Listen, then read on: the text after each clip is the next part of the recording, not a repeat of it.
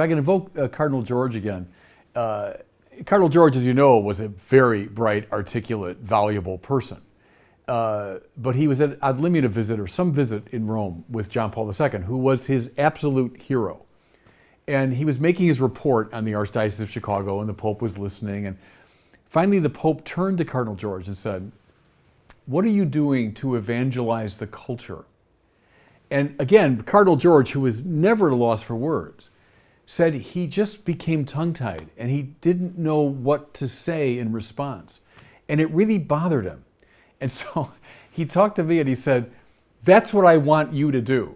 I want you to do the evangelization of the culture." So I kind of felt at that moment, from John Paul through Cardinal George, both of whom were great heroes of mine, came this mission. It wasn't so much the one-on-one evangelization of sitting down with someone in a room. It was reaching out more widely to a culture which has grown, as we all know, increasingly skeptical of religion.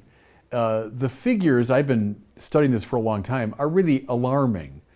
It's now fully 26% of our country would identify as a none, as an N-O-N-E. Among Catholics, it's even worse.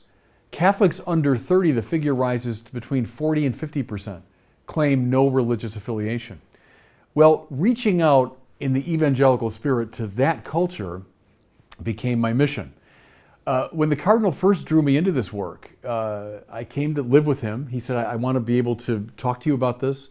And that, again, was a marvelous grace, a privilege for me. But the idea we had was I would address people at these centers in downtown Chicago. And I would address them at lunchtime. We'd serve a simple lunch, and then I would give a half-hour talk on some aspect of culture and religion and faith. And they were great. I loved them. They were a lot of fun. We got 200 people or so would come and fill the room.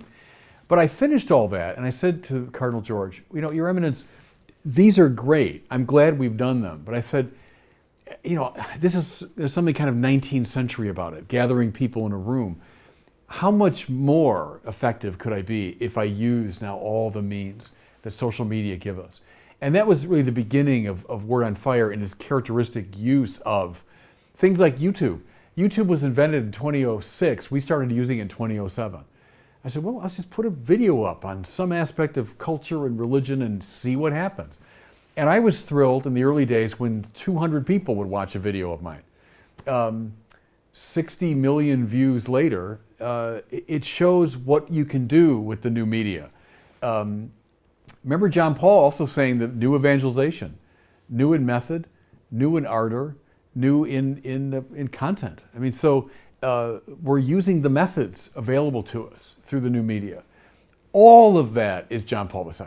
All of that is the elan of Vatican II. All of that's the new evangelization. That's what informs Word on Fire. Thanks so much for watching. If you enjoyed this video, I encourage you to share it and be sure to subscribe to my YouTube channel.